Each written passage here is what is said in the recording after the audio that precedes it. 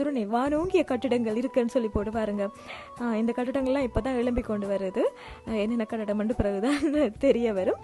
சரி, இப்போ வந்து நான் ஒரு முச்சக்கர வண்டியை பிடிச்சி கொண்டு நானும் அம்மாவும் வந்துட்டு கஸ்தூரியார் வீதி அந்த தெருவுக்கு வந்து போகிறோம். சரி தானே, அது சரியான நெருக்கடியான ஒரு இடமா இருக்கும். இப்போ வந்துட்டு முச்சக்கர வண்டியை பிடிச்சி கொண்டு இப்படி சுற்றி தான் வர போகிறோம். பஸ்ஸில் வந்த மாதிரி இன்னொரு கத்திருப்ப உங்களுக்கு வந்து இதுக்கு பார்க்கக்கூடிய மாதிரி இருக்கும்.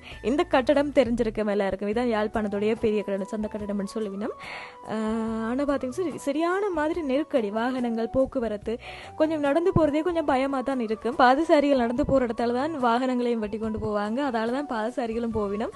அது ஒரு ஒழுங்கமைப்பான முறையில் இல்லை, கொஞ்சம் கவனமாக இருக்கணும். மாங்காயை வந்து 200 ரூபாய், சின்ன மாங்காய் 100 ரூபாய், மற்ற மாங்காய் 200 ரூபாய். இதை வந்து தமிழ்நாட்டில் இருந்து பார்க்குறவங்க வந்து என்னது 200 ரூபாவா அப்படின்னு சொல்லிட்டு ஏங்கி போயிடுவீங்க. அப்படித்தான் இலங்கையில். இப்போ நான் சொன்ன மாதிரி தனியார் பேருந்து